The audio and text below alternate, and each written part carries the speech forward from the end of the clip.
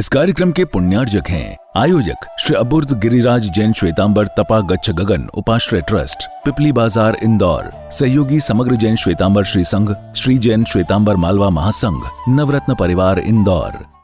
भगवान नेमनाथ भगवान के चरणों में नमस्कार। कल उनका जन्म कल्याणक एक अद्भुत ठाठ के साथ में हम सब ने मनाया।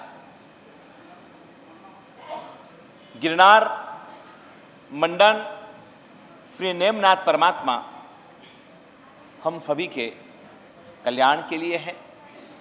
हमारे विचलित मन को स्थिर करने में बड़े सहायक हैं। उन परमात्मा को नमन करके अपन आगे की बात प्रारंभ करते हैं। श्रवण भगवान महावीर स्वामी के मुखारविंद से श्रवण कराया जाने वाला आगम, अंतिम देशना परमात्मा की वो उत्तराध्ययन नाम का आगम, उसका द्वितीय परिचय नाम का अध्ययन, और परिचय अध्ययन के अंदर दो प्रकार के परिचयों की हमने कल बात करी थी। एक शय्या परिचय की बात करी थी और उसके पूर्व में हम लोगों ने चर्या परिचय, स्त्री परिचय, चर्या परिचय, निषिद्धा परिचय और शय्या परिचय, इन परिचयों के बारे में कुछ चर्चाएं की थी। कल कुछ दान की भी बात करी थी। आज एक आक्रोश परिचय नाम का परिचय है। वो परिचय के बारे में थोड़ा हमको चिंतन करना है। आक्रोश शब्द का अर्थ है आक्रोश। आक्रोश का मतलब होता है क्रोध, गुस्सा, अपशब्दों का इस्तेमाल करना, कुछ तो भी बोलना, भड़क जाना, विचलित हो जाना, अनाप शनाप बकवास करना, उसका नाम है आक्रोश परिचय। साधु भगवंतों को और कोई परिचय कोई करे या न करे, लेकिन ये आक्रोश नाम का परिचय जरूर सहन करना पड़ता है। और आक्रोश परिचय का मतलब होता है कि गुरु भगवंत के सामने आकर के वाद विवाद करना, झगड़ा करना। आपको समझ नहीं पड़ती, आपको ऐसा नहीं होता, आपको वैसा नहीं होता, आपने ये बोला था, आपने ऐसा क्यों नहीं करा, वैसा क्यों नहीं करा, ये क्यों नहीं करा, वो क्यों नहीं करा। ये परंपरा से चला आ रहा है। श्रवण भगवान महावीर स्वामी को भी ग्वालों ने आक्रोश परिचय दिया था, लेकिन वो तो प्रशांत मूर्ति थे, उन्होंने कभी उसका प्रत्युत्तर नहीं दिया। साधुओं को भी इस प्रकार से कोई व्यक्ति अगर अपशब्द बोले, उनकी निंदा करे, उनके अवगुण गाए, उनके दोष गाए, तो भी क्या नहीं करना चाहिए, उसका प्रतिकार नहीं करना चाहिए, उसकी भूमिका नहीं बनानी चाहिए।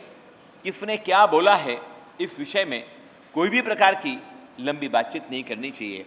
ऐसा श्रवण भगवान महावीर स्वामी ने अको फेज्जा परो भिक्कुम न तेफिम पड़ी फंजले। हे आत्मन, कोई व्यक्ति तेरे को अपशब्द बोलता है, कोई व्यक्ति तेरी निंदा करता है, कोई व्यक्ति तेरी टीका करता है, तो भी तेरे को कोई प्रत्युत्तर नहीं देना है, कोई खुलासा नहीं करना है, कोई जवाब नहीं देना है। याद रख लो, आपने एक जवाब दिया, वो सामने वाला व्यक्ति 10 आपको क्या करेगा, आपके ऊपर आरोप लगाएगा। शास्त्र ये बोल रहा है, जो बोल रहा है उसको बोलने दो। अको फेज्जा परो भिक्कुम न तेफिम पड़ी फंजो फरीफो होई बालाणम तम्मा भिक्कु न फंजले। किसी भी प्रकार के व्यक्ति के ऊपर क्रोध नहीं करना है, उसको प्रत्युत्तर नहीं देना है, उसको जवाब नहीं देना है और उसका प्रतिकार नहीं करना है। ये बात बरसों तक गुरुदेव ने मुझे समझाई, लेकिन मुझे कभी समझ ना आई। कोई एक बोलता तो मैं 4 जवाब देता, लेकिन गुरुदेव की वो जो बात है, शायद वो जब तक थे तब तक उसको समझ में न आई, लेकिन शायद उनके जाने के बाद अच्छे से समझ में आ गई। सव्वे जीवा कमवफ 14 राज भवंत। कोई व्यक्ति अगर हमारे बारे में गलत बोल रहा है, मार्ग भूलेला पथिक जनने मार्ग चिंधवा उभो रहूं। करे उपेक्षा ए मार्गनी, तो ये समता चित्त रहूं। कोई मार्ग से भुला हुआ व्यक्ति पत्थर मार रहा है, कंकर फेंक रहा है, उसको थोड़ा सा समझाने का प्रयास करो। अब शब्द बोल रहा है, उसको शांत होने का प्रयास करो। और फिर भी अगर वो नहीं मान रहा है तो उसकी भाव दया का चिंतन करो। आक्रोश परिचय का सबसे बड़ा श्रेष्ठ उदाहरण अगर इस संसार में कोई है तो वह श्रमण भगवान महावीर स्वामी। बड़ी प्यारी सी घटना है। इंद्र सभा के अंदर इंद्र परमात्मा की प्रशंसा कर रहे हैं कि हे देवताओं, वर्तमान में प्रभु महावीर ध्यानस्थ अवस्था के अंदर भरत क्षेत्र के मध्य खंड के अंदर दक्षिण भारत में विचरण कर रहे हैं। ऐसी उनकी साधना है कि उनको कोई विचलित नहीं कर सकता है।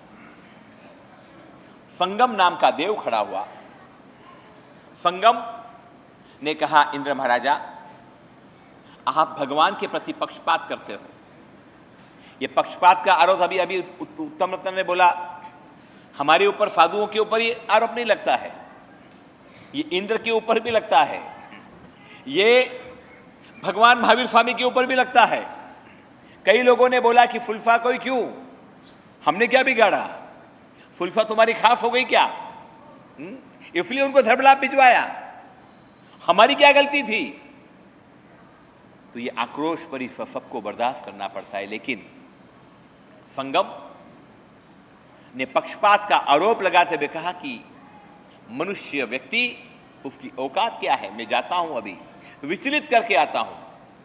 6 महीने तक परमात्मा को उपसर्ग किए, अन्न का एक दाना नहीं खाने दिया, पानी का एक बूंद नहीं पीने दिया, एक क्षण रात्रि को आराम नहीं करने दिया, निद्रा नहीं लेने दी। और फिर भी परमात्मा प्रसन्नता में है, एकदम आनंद में है, खुशी में है, मौज में है। संगम हार गया। एक रात में 20 महाउपसर्ग उसने किए, फिर भी वो हार गया। वो जा रहा है, शत्रु था, पराजित हो गया। अच्छा, एक बात बताओ, आप जीतते हो तो रोते हो या हारते हो तो रोते हो? अरे बोलो तो सही। मुनाफा होता है तो हंसते हो या मुनाफा होते हो तो रोते हो? रोते कब हो? जब आपकी हार होती है, जब आप पराजित होते हो। आज दिन तक कभी सुनाया आपने जीतने वाला कभी रोया? बताओ, संगम हारा या महावीर हारे? हारा कौन? एक बार तो बोलो, कौन हारा? संगम हारा। जीते कौन? रोना किसको चाहिए? संगम को रोना चाहिए कि महावीर को रोना चाहिए? संगम को रोना चाहिए। लेकिन रो कौन रहे हैं? इतिहास ऐसा कहता है कि परमात्मा के जन्म के समय भी परमात्मा के आंख में आंसू नहीं आए। अरे कान में से खीले ठोके तब भी आंसू नहीं आए। अरे जब कान में से खीले निकाले तब चीख आई, आंसू नहीं आए। पहली बार, एक बार जीवन में, पहली और आखिरी बार एक बार आंसू परमात्मा की आंखों में से टपके। क्यों आए आंसू? आंसू क्यों आए? वो हार गया, वो चला गया, वो पराजित हो गया। 6 महीने की कठोर परीक्षा के बाद में वो हार गए, वो भाग गया मैदान छोड़ करके। महावीर जीत गए, वर्धमान जीत गए।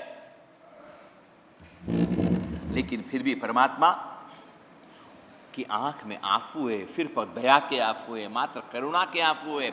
वो आंसू इस बात के सबूत थे कि मेरे संपर्क में आने के बाद ये आत्मा क्या कर रहा है? ये आत्मा मेरे संपर्क में आने के बाद में डूब रहा है। मेरे निमित्त से इसने इतने सारे कर्मों का बंद किया, इतने सारे पापों का बंद किया। ओ हो, इसका होगा क्या? आपको कोई गाड़ी वाला ठोक जाए, सीसीटीवी कैमरे में पकड़ा जाए, पुलिस ने उसको गिरफ्तार कर लिया, उसको कस्टडी में डाल दिया, आपको ज्यादा कुछ लगी नहीं, आप शांति से अपनी रात को सैया में सो रहे हैं। कभी आपको विचार आया कि मैं तो यहां सो रहा हूं, लेकिन जिसने मेरे को टक्कर मारी वो जेल के अंदर है, हवालात में है, ये जान करके आप खुश होंगे या आप दुखी होंगे? अरे एक बार तो बोलो, सच्चा तो बोलो, क्या होगा? हाँ जी, दुखी होंगे या सुखी होंगे? बड़ा कंफ्यूजन वाला सवाल है। बोलो तो सही, क्या होंगे? सुखी होंगे या दुखी होंगे? हाँ जी, दुखी होंगे। भाई आप तो पुण्यशाली आत्मा हो भाई। हाँ जी, हाँ, मुझे लग रहा है कि आपका गलत स्थान पर जन्म हो गया, आपको महाविद्य क्षेत्र में पैदा होना था। यहां पर जितने भी लोग बैठे हुए प्राय करके एक ही बात करके, साला नालायक, मेरे को टक्कर मार के गया था, अरे अब हवालात में पड़ेगा साला। होगा क्या? क्या सोचोगे? साधु ऐसा नहीं सोचे, साधु ऐसा कभी नहीं बोले, साधु ऐसा कभी बोले नहीं, कभी सोचे नहीं। संगम जा रहा है और महावीर रो रहे हैं कि ओ हो, अब ये सहन करेगा, दुख दर्द निवारेगा, ये खूब कर्मों को भोगेगा, बेचारा इसका क्या होगा? मैं इसके पाप में निमित्त बना, अरे मेरी वजह से ये दुखी बनेगा। करुणता की उत्कृष्ट पराकाष्ठा, इससे बड़ी करुणा कुछ नहीं हो सकती है। इसीलिए महावीर करुणा मूर्ति थे, इसीलिए परमात्मा करुणा के अवतार थे। और वही बात परमात्मा ने कही है, हे भिक्षुक, हे साधु, हे मुनि, तू शांत बन। कोई तुझे अपशब्द बोले तू स्थिर बन जा, कोई तेरे बारे में गलत बोले शांत हो जा, प्रत्युत्तर मत दे, जवाब मत दे। और उसके बाद 13वें नंबर का परिचय है वध परिचय। कोई लाठी मारे, कोई लकड़ी से मारे, कोई समाप्त कर दे, मार डाले, और फिर भी वो अपनी प्रसन्नता को न खोए, वो अपने आत्मा प्रसन्नता में उसमें परिवर्तन न करे। गाली तो आप सुन लोगे, चाटा खा लोगे, चलो अपशब्द तो आपने सुन लिए एक बार। अगर किसी ने आपको चाटा मार दिया, किसी ने आपको छेड़ दिया, आप क्या करोगे? क्या करोगे आप? ये साधु के लिए बात है वध परिचय, संसारी के लिए परिचय की बात नहीं है। संसारियों को तो उचित जवाब देना है, प्रत्युत्तर देना है।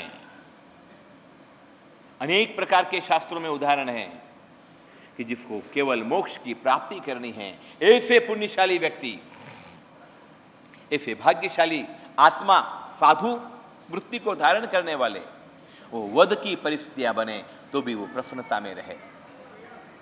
एक मुनि की बात आती है, गोचरी बेरने गए हैं, नागिला नाम की एक बहू थी, उसने सब्जी बनाई थी, तुमड़ी की सब्जी बनाई थी। अपन इसको कई बार सुन चुके होंगे शायद आप लोग। तुमड़ी की सब्जी बनाई। तुमड़ी की विशेषता यह रहती है कि कभी कभी वो कड़वी होती है, कभी कभी मीठी रहती है। मीठी में तो कोई प्रॉब्लम नहीं है, लेकिन कड़वी में बड़ी समस्या है। वो जहरीली कड़वी थी, तुमड़ी थी, और उसने सब्जी बनाई। बाद में चखा, भयंकर कड़वी जहर जैसी लगी। ओहो, पहली बार मैंने सब्जी बनाई, कीमती तेल से बनाई, अगर ये फेंकनी पड़ेगी तो परिवार वाले बड़े नाराज हो जाएंगे, परिवार वाले बड़े मेरे से अप्रसन्न हो जाएंगे, इतने में एक मुनि पधारे। माफक शमन क्या पारना था मुनि को। मुनिराज ने पात्र धरा, थोड़ा थोड़ा लेने वाली वो बहू ने एक साथ पूरा का पूरा क्या कर दिया, उसकी तपेली की पूरी उंदा दी। बोलो भाव क्या थे, बोलो भाव क्या थे। न रहे बांस, क्योंकि सब्जी रहेगी तो कुछ होगा, सब्जी नहीं रहेगी तो क्या होगा। सारी सब्जी मुनिराज ने ना किया। माफक शमन के पालने वाले तपस्वी गुरु भगवंत गुरु के पास आए। गुरुदेव ये आहार लाया। गुरुदेव ज्ञानी थे। देखते ही उन्होंने कहा ये कड़वी तुमड़ी है, इसको खाने वाला व्यक्ति निश्चित मृत्यु को प्राप्त करता है। जाओ जंगल में जाओ, इसको धूल मिट्टी के अंदर परिवर्तित पठार करके आ जाओ। गुरु की आज्ञा को स्वीकार करते हुए मुनि जंगल में पहुंचे। थोड़ा सा उन्होंने मिट्टी के अंदर मिलाने की कोशिश करी और जैसे ही मिट्टी में मिलाने का प्रयास किया वैसे ही हजारों चींटियां वहां पर आई और उनको स्पर्श पाकर के वहीं पर समाप्त हो गई, वहीं पर मर गई। ये उत्कृष्ट भाव है। ये इससे बड़ी बात कुछ नहीं हो सकती है। मुनि ने सोचा, नींद बंद निकालो भैया, सोना नहीं है, लिसन टू मी, मेरी बात पर ध्यान दो। मुनि ने सोचा अब क्या करना। पूरा पात्रा उन्होंने पूरा का पूरा क्या कर लिया, क्या कर लिया, स्वयं ने वापर लिया। अशान पान खादिम स्वादिम 4 आहार का त्याग करके वो बैठ गए, अनशन स्वीकार कर लिया। आचार्य को पता चला। बाद में तो लंबी कहानी है, पर कहानी नहीं बोलनी है, कहानी का सार समझना है। और सार ये है कि साधु को आक्रोश परिशह आवे तो भी वो सहन करे, कोई वध परिशह करे तो भी वो सहन करे, वो प्रत्युत्तर न दे, वो उसका जवाब न दे। आज वर्तमान काल में भी ऐसे कई परिशह आते हैं। अहमदाबाद के अंदर एक साधी जी भगवंत थे, वीरभद्रा श्री जी उनका नाम था। उम्र उनकी ज़्यादा थी। व्हीलचेयर से वो पालीतना जा रहे थे। एक ट्रक ने उनको टक्कर मारी। टक्कर ऐसी लगी कि उनका पूरा जो पेट था वो कुचला गया, पूरा फट गया, खून बहने लगा, आंतें बाहर निकल गई, लीवर बाहर आ गया। 2-5 मिनट में उनकी निश्चित मृत्यु थी। मृत्यु से कोई नहीं बचा सकता था। इस कार्यक्रम के पुण्यार्जक थे आयोजक श्री अबुर्द गिरिराज जैन श्वेतांबर तपा गच्छ गगन उपाश्रय ट्रस्ट, पिपली बाजार इंदौर। सहयोगी समग्र जैन श्वेतांबर श्री संघ, श्री जैन श्वेतांबर मालवा महासंघ, नवरत्न परिवार इंदौर।